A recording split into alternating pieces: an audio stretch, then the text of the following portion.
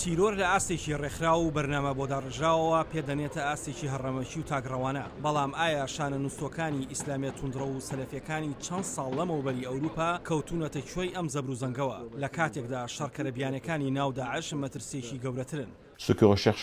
بەداخەوە کە چیتر شێوازی پرۆفایل لە گۆرەدا نابێت، ئێمە ڕوبەرووی دیاردەیەکی زەبەلاح دەبینەوە. ئەمڕۆ زیاتر لە 1000 کەس کە هاتوون پێشتر هاوڵاتی فەڕەنسی بوون، لە هەر کاتێکدا بێت دەچن بۆ شەڕ بۆ سووریا و عێراق. ئەوان لەسەر ئەنسەری فەڕەنساوە دێن و کار دەکەنە سەر هەموو ناوچەکان و ئێمە ناتوانین دۆسیەی کەسایەتی تایبەتیان بۆ ساز بکەین. زۆرێک لە وڵاتانی ئەوروپا بەهۆی بەرقەراربوونی ئازادی بیرروڕاو ئاینەکان و ڕێپێدان بە چالاکیەکانیان سەرباری هەبوونی مزگەوت و ناوەند و قوتابخانە ئاینەکانیان ڕادیکال و سەلەفیەکان لە ڕێکخرا و گروپگەلی نافەرمیشدا بەنهێنی و بە ئاشکرا خۆیان نمایش دەکەن. جێن پاوڵ بەڕێوەبەری جێبەجەکاری ئەنجومەنی ئاسایشی نەتەوە یەکگرتوەکان بۆ بەڕەنگاربوونەوەی تیرۆر باز لە مەترسی تیرۆریستە بیانەکانی ناو داعش دەکات.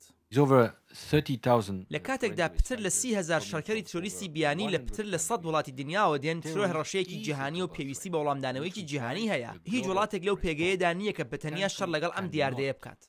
تەنها ڕۆژهەڵاتی ناوەڕاست لە بەردەم مەترسی تیرۆردا نیە. نووسەر و ڕۆناکبیر دکتۆر ڕەفیق سابیر دەڵێت ئەوروپا ناتوانێت پەرژینێکی قایم بە دەوری خۆیدا دروست بکات. لەبەر ئەوەی یەکەم ئەمڕۆ دنیا زۆر بچووک بۆتەوە، هەموو دیاردەکان بە خێراییکی سەرسوڕهێنەر لە هەر شوێنێک دەرکەون، تەئسیری خۆیان لەسەر لە شوێنەکانی دەرەوەی خۆیان بڵاو دەکەنەوە.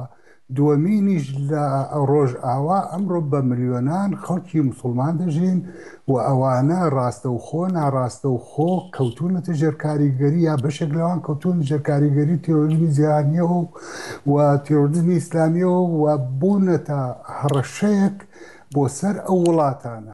کەواتە بە پێڕای شارەزایان خۆراوە لە بەردەم مەترسی تیرۆر و جیهادیەکاندایە. سەرۆکی ناوەندی شیکردنەوەی تیرۆر لە پاریس ژۆن شارڵ ئەو ترسە دەستنیشان دەکات. وەڵامدانەوەی داخوازیەکانی داعش لەلایەن هاوسۆزەکانیانەوە کە داوایان لێ دەکەن چیتر مێن بۆ ئێرە کۆچ مەکەن، بەڵکو چالاکی ڕاستەوخۆ لە وڵاتی خۆتان تێیدا دەژین ئەنجام بدەن. هەر بۆیە ڕەفیق سابیر پێی وایە جیهادیەکان لە نازیەکان مەترسیدارترن. جیهادیزم و وهابیزم ئەمڕۆ سەلەفیەت زۆر لە نازیزمی ئەڵمانی خەتەرترە بۆ مرۆڤایەتی. پێویستە بە بڕیارێکی جیهانی مەمنوع بکرێ ئەوەی بانگەشەی جیهاد بکە وەکو بە تاوانێک دژی مرۆڤایەتیدا بنرێت.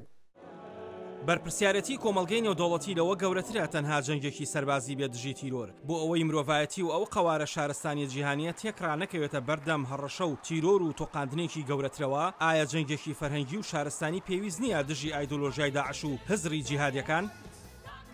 ئاسۆ جەبار، دەنگی ئەمریکا.